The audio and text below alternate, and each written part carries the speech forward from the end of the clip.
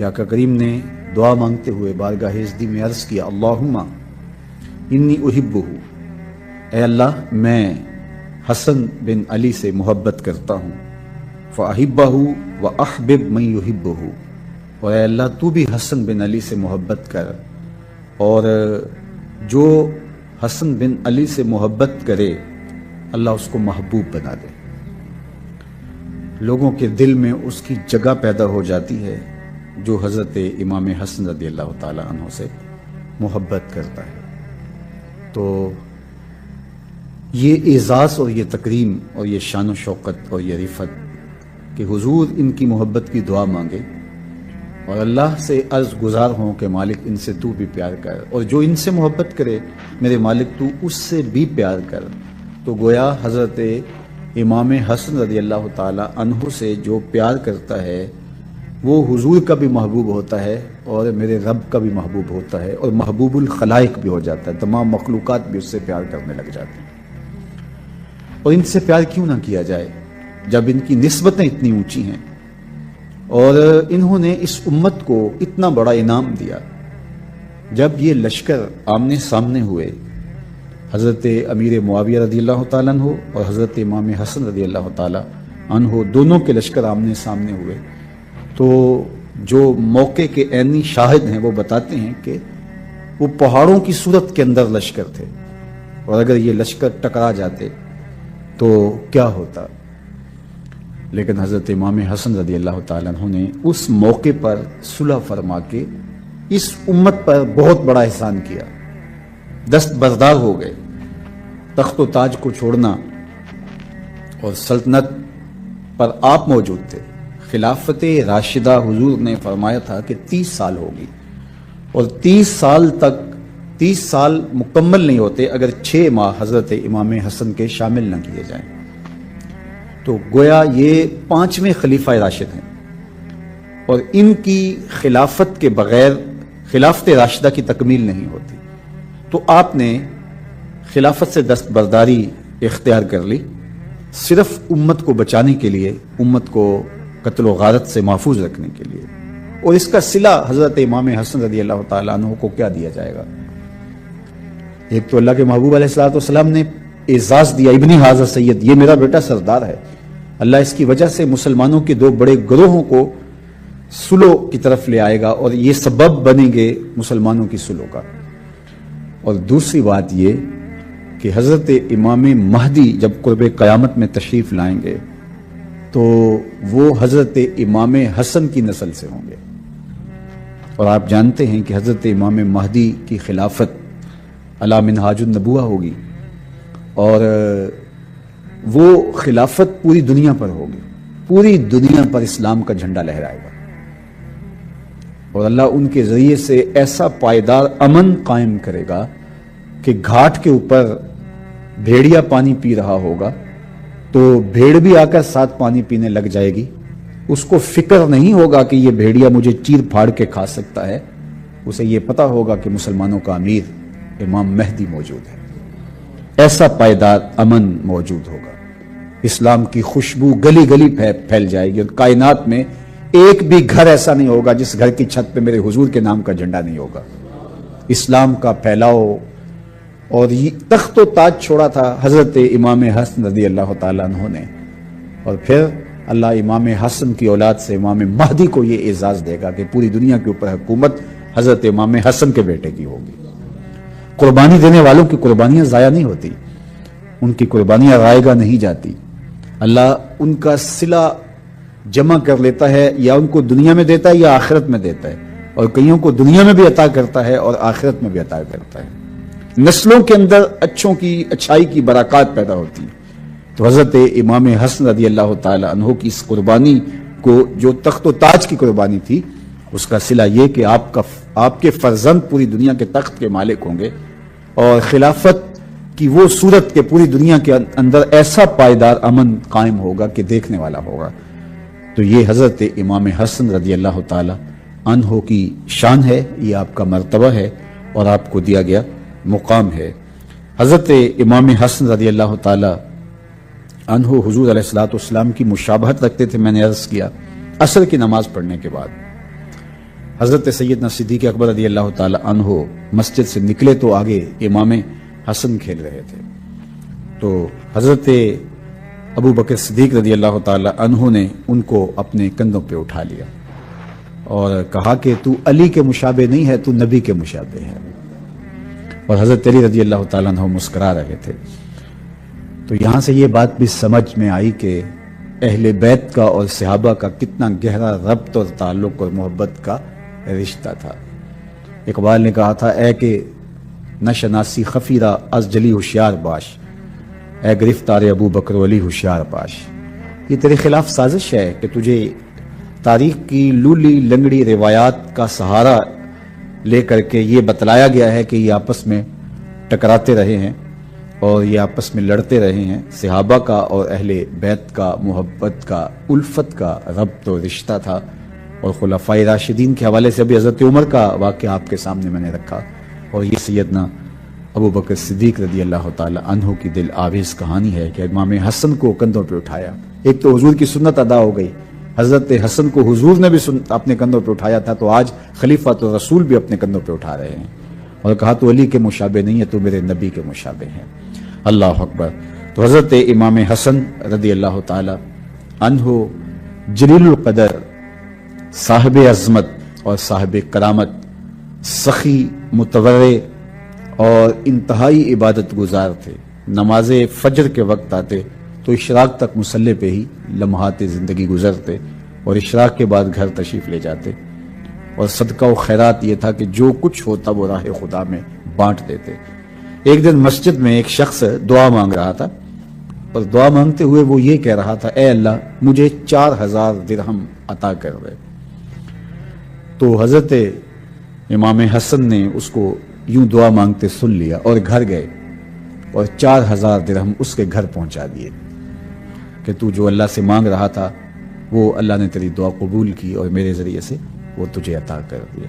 ایک دن حضرت علی المرتضیٰ رضی اللہ تعالیٰ عنہ نے فرمایا کہ میرے فرزند امام حسن رضی اللہ تعالیٰ عنہ نے کچھ مال جمع کیا ہے، اور وہ مال اس مقصد کے لیے جمع کیا ہے کہ وہ لوگوں میں بانٹ دے، تو کوئی ان سے لینا چاہے تو وہ اسی لیے مال جمع کر کے بیٹھے ہیں۔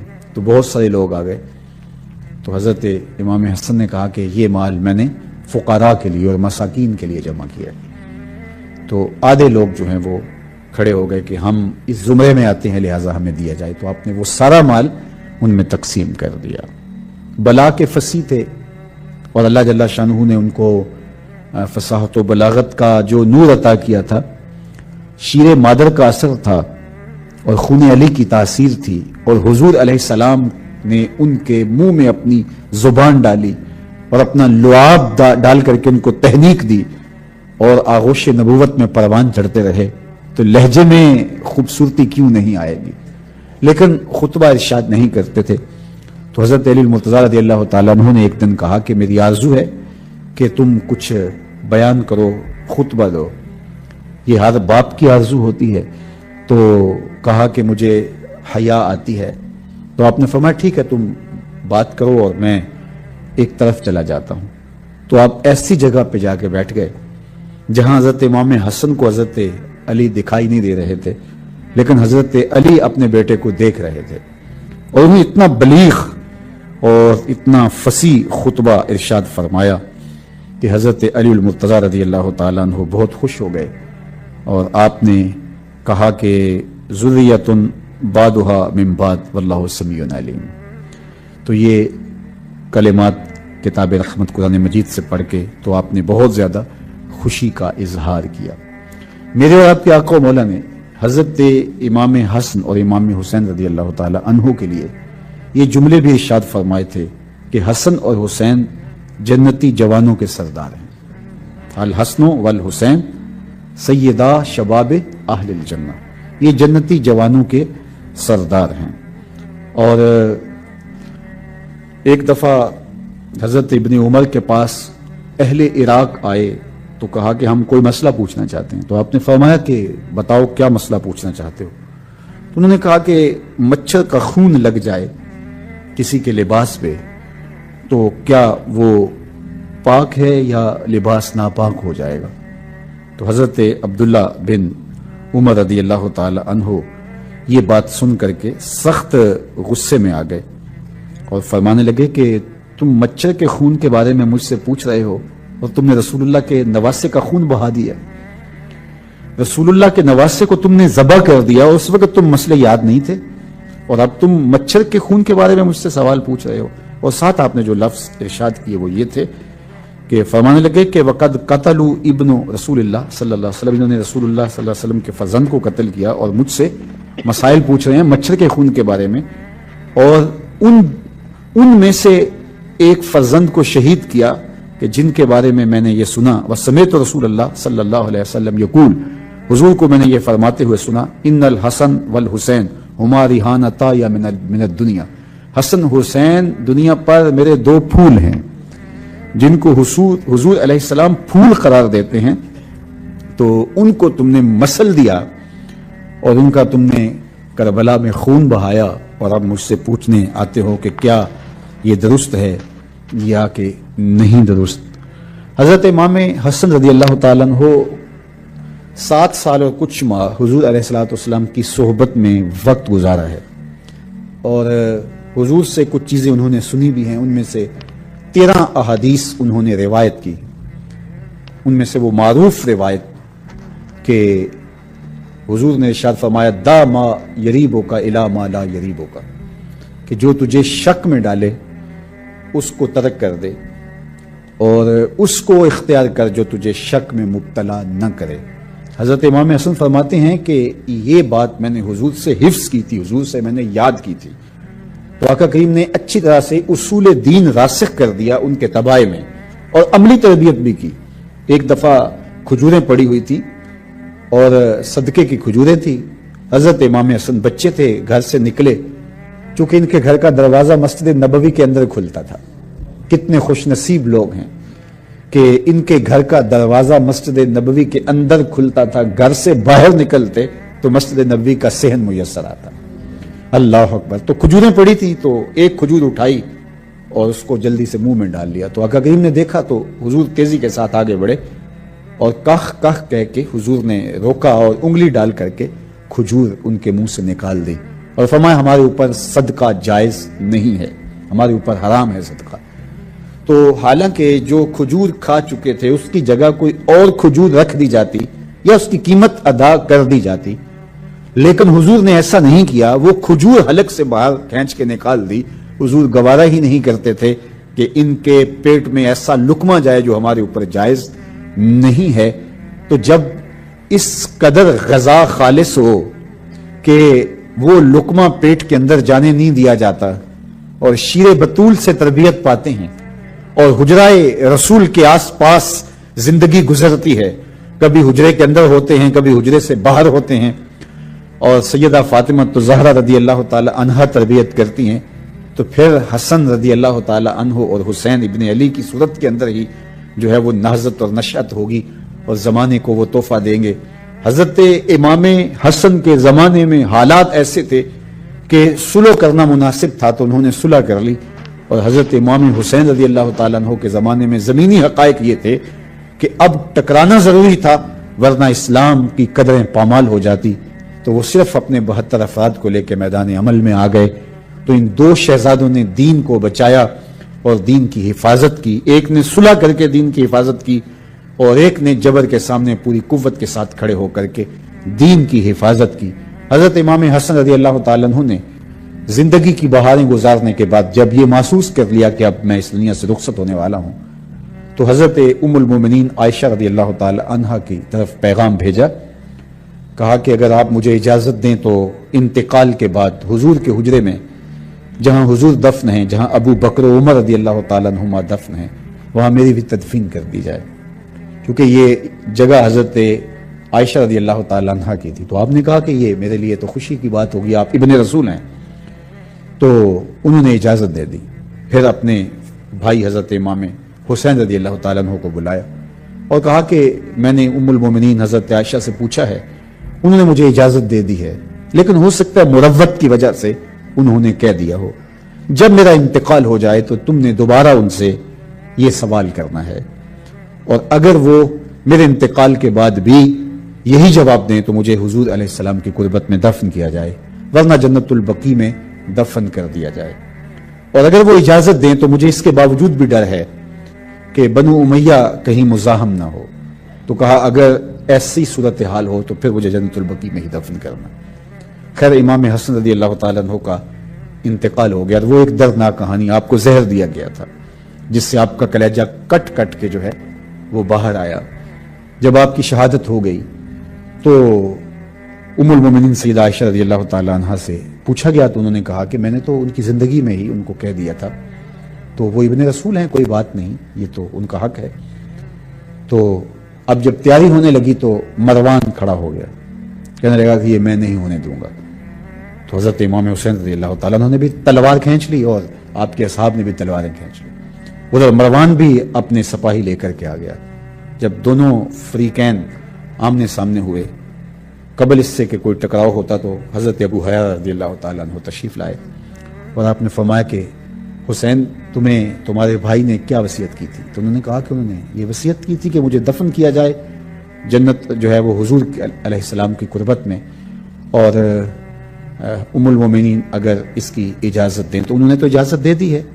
تو کہا انہوں نے یہ نہیں کہا تھا کہ اگر بنو امیہ مزاحم ہوں تو پھر جنت البقیع میں تدفین کر دی جائے، تو انہوں نے پھر تلوار نیام میں ڈال لی۔ تو یہ لڑائی ہوتے ہوتے رہ گئی۔ بنو امیہ نے بہت تکلیف دی آل رسول کو، اور ان میں سے ایک موقع یہ بھی تھا جب امام حسین رضی اللہ تعالی عنہ کو شہید کرنے کے بعد تدفین کے لیے روکا گیا، تو امام حسن کو پھر جنت البقیع میں دفن کیا گیا، اور ان کا روضہ انور، ان کی قبر نور، مرجع خلائق، لوگوں کے لیے قبولیت دعا کا مرکز اور رحمتوں کا منبع و مصدر ہے۔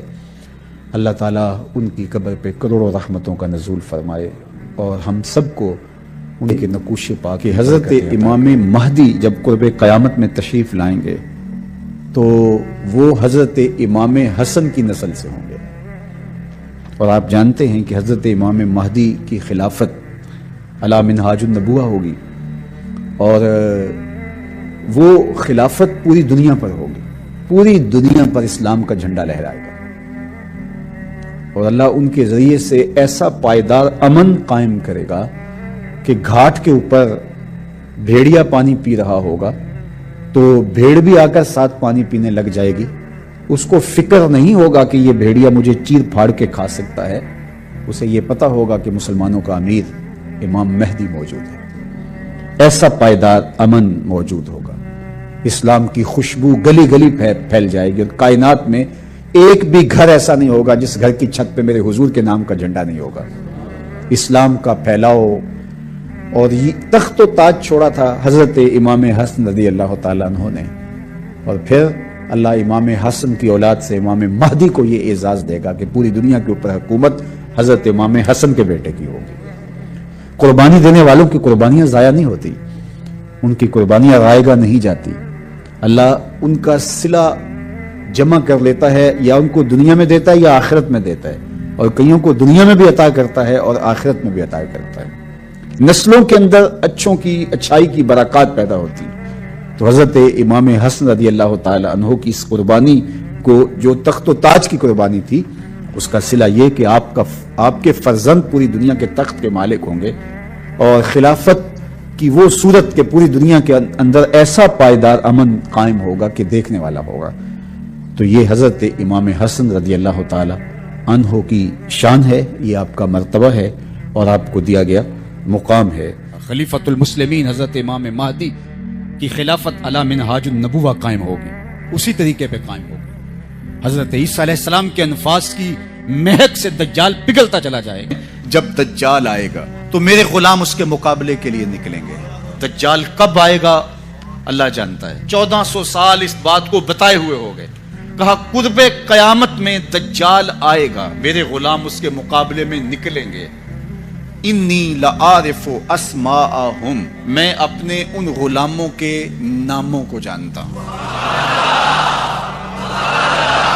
بات ختم یہاں نہیں ہوئی، یہاں ختم ہو جاتی پھر بھی کافی تھا، لیکن میرے حضور نے آگے بھی بات فرمائی وَأَسْمَاءَ آبَائِهِمْ، ان کے باپوں کے ناموں کو بھی جانتا ہوں، ان کے باپوں کے ناموں کو بھی. کہانی ختم نہیں ہوئی، بات آگے فرمائی وَأَلْوَانَ خُيُولِهِمْ، جن گھوڑوں پہ چڑھ کے جہاد کریں گے میں محمد ان گھوڑوں کے رنگوں کو بھی جانتا ہوں. کون سا غلام، کس کا بیٹا، کس قبیلے کا فرد کس رنگ کے گھوڑے پہ بیٹھ کے جہاد کرے گا، کہا میں سب جانتا ہوں. جب تک پوری دنیا پر اسلام نہیں پھیل جائے گا، پوری دنیا پر اسلام نہیں پھیل جائے گا، شرق سے لے کر غرب تک، شمال سے لے کے جنوب تک، کائنات کی ایک چھت بھی ایسی نہیں ہوگی جہاں محمد عربی کے نام کا جھنڈا نہیں جھول رہا ہوگا، حضور کے نام کے پھریرے لہرا رہے ہوں گے. یہ اللہ کے محبوب کی عظمت ہے. کفر مٹ جائے گا. کیا طاقت تھی، کیا آواز تھی کہ ایسے اسود و احمر بھاگے ہوئے چلے آ رہے ہیں. وہ کڑکا تھا ایک بجلی کا، یا کہ صوت ہادی، عرب کی زمین جس نے ساری ہلا دی. اور زمانے نے دیکھا آج 7 ارب کی آبادی میں 1 ارب 70 کروڑ کے قریب مسلمان ہیں. جاپان میں سب سے تیزی سے پھیلنے والا مذہب اسلام ہے. یورپ میں سب سے تیزی سے پھیلنے والا مذہب اسلام ہے. بے عمل صحیح، جیسے بھی صحیح، لیکن حضور علیہ الصلوۃ والسلام کا دین پھیلتا چلا جا رہا ہے. فرمایا جنت میں کل 120 صفیں ہوں گی، ٹوٹل صفیں جنت کی 120 ہوں گی. 40 صفیں آدم علیہ السلام سے لے کے حضرت عیسیٰ علیہ السلام تک تمام نبیوں کی امتوں کی ہوں گی. 80 صفیں صرف میری امت کی ہوں گی. یہ ہے حضور علیہ الصلوۃ والسلام کے پیغام کی آفاقیت. جدھر دیکھو حضور کے دیوانے دکھائی دیتے ہیں. اللہ ہمیں توفیق عمل دے.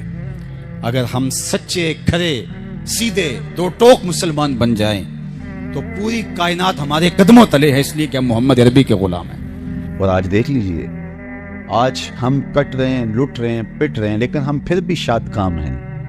آج ہم دنیا کے اوپر عددی کثرت کے باوجود بھی ذلت اور رسوائی کے گڑھوں میں گرے ہوئے ہیں. اتنی تعداد ہماری کبھی نہیں ہوئی تھی جتنی اس وقت دنیا کے اوپر مسلمانوں کی اب تعداد ہے. دنیا کی 6 ارب آبادی میں سے تقریباً 1.25 ارب مسلمان ہیں. 56-57 باقاعدہ اسلامی ریاستیں ہیں.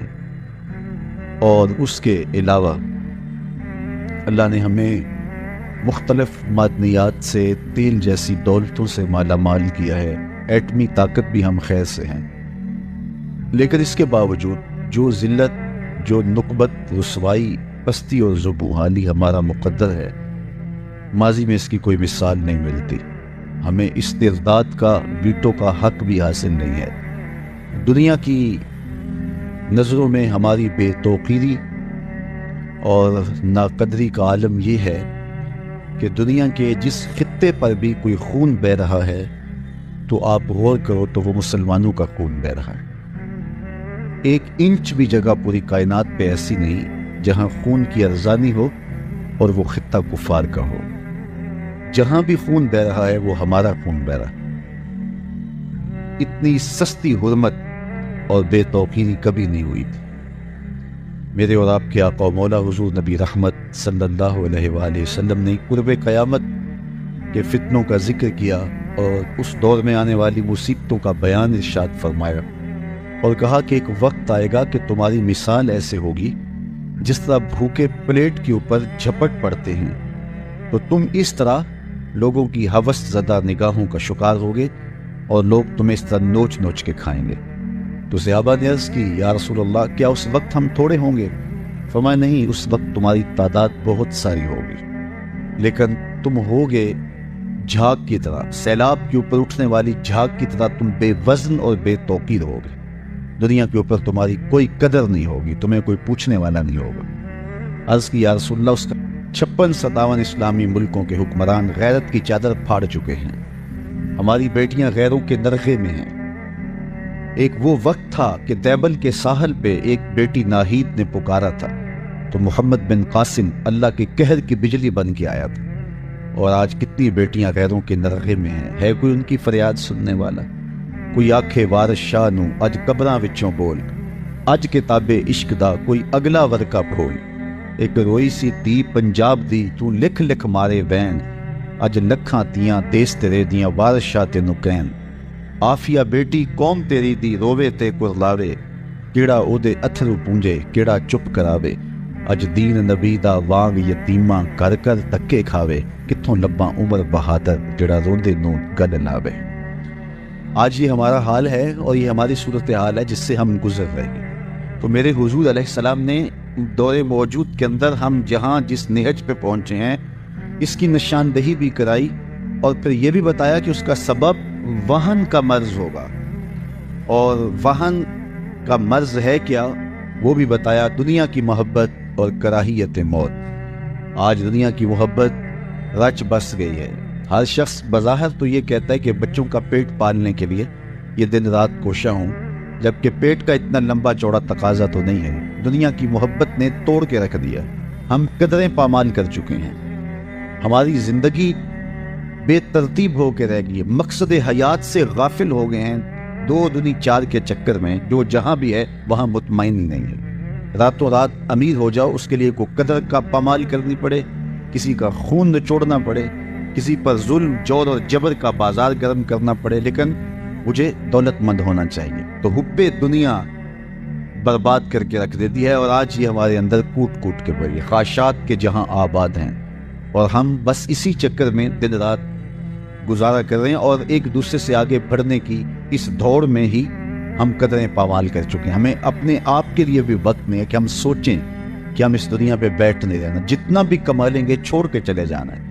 कफन ही एक ऐसा लिबास है जिस पर जेब नहीं है। बाकी जिस तरह के भी आप लिबास पहनते हैं कई कई जेबें लगी होती हैं, लेकिन उस लिबास में कोई जेब नहीं है।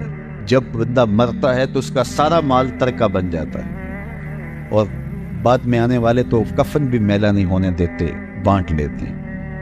वो तो एक घर रात रखने को तैयार नहीं होते, वो तो लिबास भी फाड़ के उतारते हैं। मियाँ साहब बोले जांदी वारी डरौना बने हो ते हाथ ना लांदे डर दे, जिन्ना लई तू पाप कमाए अज किथे नहीं तेरे कर दे। तो जिंदगी की मुख्तसर सामानी ही जिंदगी का हुस्न है, लेकिन ख्वाहिशात ने हमारे अंदर को निचोड़ के रख दिया और हम सवेर से शाम तक एक ही धुन में लगे हैं कि हमारे पास दौलत के अंबार जमा हो जाएं। अच्छा, अगर अल्लाह ताला किसी के लिए दौलत मुकद्दर की है तो मैं उसका मुनकिर भी नहीं हूँ, लेकिन ये हमारी तरजीहात में से नहीं है और हमें अच्छी कदरों का हामिल होना चाहिए।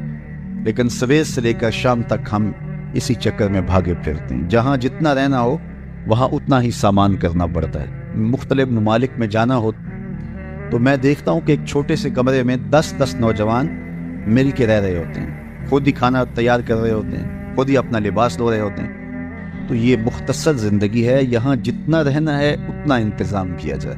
ये सारी ज़िंदगी जो हम गुजारने आए हैं कितने सालों पर मुश्तमिल है? 50 साल, 60 साल, 70 साल, कोई 100 साल का हो तो लोग तो इंटरव्यू करने आ जाते हैं कि आपकी सेहत का राज क्या है। 60-70 साल ये सारी ज़िंदगी, और आखिरत का एक दिन 50,000 साल का, 50 साल का नहीं, 50-100 साल का नहीं, 50,000 साल का एक दिन, और उसके बाद ना खत्म होने वाली जिंदगी। मौत को भी मेंढे की शक्ल में लाके ज़बह कर दिया जाएगा, मौत को भी मौत आ चुकी होगी। तो ये कैसी जिंदगी होगी? तो असल जिंदगी ये जिंदगी है। इसीलिए खंदक गोते से आबा को जब देखा उन पर प्यार आया तो यही कहा, ऐ अल्लाह जिंदगी तो आखिरत की जिंदगी है, मेरे अंसार को भी बख्श दे, मेरे मुहाजिरों को भी बख्श दे। तो असल जिंदगी आखिरत की जिंदगी है, लेकिन दुनिया हुलमुन मीठा ख्वाब है और यहाँ इस ख्वाब से बंदे की जब आँख खुलती है तो फिर समझ आती है और ख्वाब में बंदा अचकोरे ले रहा होता है। तो हम उन अजीब कैफियत के अंदर ज़िंदगी बसर कर रहे हैं, जबकि असल हकीकी सरमदी और ना ख़त्म होने वाली ज़िंदगी आखिरत की ज़िंदगी है। वो एक फ़कीर था, तो उसने बाज़ार में गुज़रते हुए लोगों को दुनिया में खोए हुए देखा तो उसके दिल में तरस और मोहब्बत के जज्बात पैदा हुए। तो उसने लोगों को कहा कि तुम्हारे इस रवैये से बड़ा अज़ुर्दा हुआ हूँ, ये दुनिया ही सब कुछ नहीं है, आओ मैं तुम्हारी रब से सुलह करवा दूँ। तो मैंने उससे बात की है तो वो कहता है, इन बंदों को मेरी दहलीज पे ले आ, एक आंसू से सारे गुनाह माफ़ कर दूँ, माजी सारा धुल जाएगा सिर्फ अश्क नदामत से। अल्लाह अकबर। तो लोग उसका उल्टा मजाक उड़ाने लगे, तो वो खड़ा उनके रवैये से तंग दिल हो के रोने लगा। अचानक कोई शख्स गुजरा तो देखा कि ये फ़कीर रो रहा है, तो उसने कहा कि बाबा क्यों रो रहा है, किसी ने मारा है, तंग किया है? उसने कहा ऐसा कोई वाक़या नहीं हुआ, बल्कि इनके रवैये ने मुझे रुला दिया है। کیا ہوا؟ کہا ان کو دنیا میں کھوئے ہوئے دیکھا تو میرا خیال ہوا ان کی رب کی صلح کروا دوں، تو وہ تو مانتا ہے، یہی نہیں مانے، تو مجھے ان کی بے حسی پہ رونا آ گیا کہ یہ سمجھتے نہیں ہے 4 دن کی زندگی ہے۔ اگلے دن وہی شخص قبرستان کے قریب سے گزرا، دیکھا کہ وہ فقیر، وہ درویش وہاں قبرستان میں کھڑا رو رہا تھا، تو وہ پھر رو گیا۔ کہا بابا بازاروں میں بھی روتا ہے، قبرستانوں میں بھی روتا ہے، آج کیا مسئلہ ہے؟ کہا میرا مسئلہ کل والا ہی ہے۔ کہا کیا مطلب؟ کہا کل بازار والوں کے قریب سے گزرا تو میرا خیال ہوا کہ ان کی رب کی صلح کروا دوں، تو وہ تو مانتا تھا، وہی نہیں مانے، اور ان سے مایوس ہو گیا تو آج ادھر نکل آیا، تو آج میرا خیال ہوا ان قبرستان والوں کی رب کی صلح کروا دوں۔ تو اس نے کہا آج کیا بنا؟ کہا آج یہ مانتے ہیں، وہ نہیں مانتا۔ آج اس کی رحمتیں برسنے کے لیے آمادہ ہیں، وقت آج میرے پاس بھی ہے، آپ کے پاس بھی، کل یہ سب کچھ نہیں ہوگا، ہاتھ سے نکل چکا ہوگا۔ آنکھیں جب بند ہوں گی تب آنکھیں کھلیں گی، لیکن پھر کیا فائدہ؟ آج تو اس کی رحمتیں آواز دے رہی ہیں، یا ایھا الانسان ما غرک بربک الکریم۔ مجھے بتاؤ کوئی یوں بھی محبت سے پکارتا ہے باغیوں کو، سرکشوں کو؟ کبھی آپ نے مجرم کا پولیس کو تعاقب کرتے دیکھا ہوگا، سرکش شاگرد کے پیچھے استاد کو دوڑتے دیکھا ہوگا، نالائق بیٹوں کی مرمت باپ کو کرتے دیکھا ہوگا، لیکن پیار کا یہ روپ بھی کبھی دیکھا کہ جو اس کے حکموں کو توڑ کے جا رہا ہے، سرکش ہے، متمرد ہے، اس کے احکام سے منہ پھیر کے بغاوت کر کے جا رہا ہے، اس کو اس کی رحمتیں آواز دے رہی ہیں، یا ایھا الانسان، او بھاگنے والے انسان، ما غرک بربک الکریم، آجا پلٹ کے، تیرا رب بڑا ہی کریم ہے۔ میں کہتا ہوں ساری دنیا کے شہد نچوڑ دیے جائے، اتنی مٹھاس نہ ہو جتنی لفظوں کے اندر مٹھاس رکھ دی گئی ہے۔ باغی اور سرکش کو آوازیں دی جا رہی ہیں، او بھاگنے والے آجا پلٹ کے، تیرا رب بڑا ہی کریم۔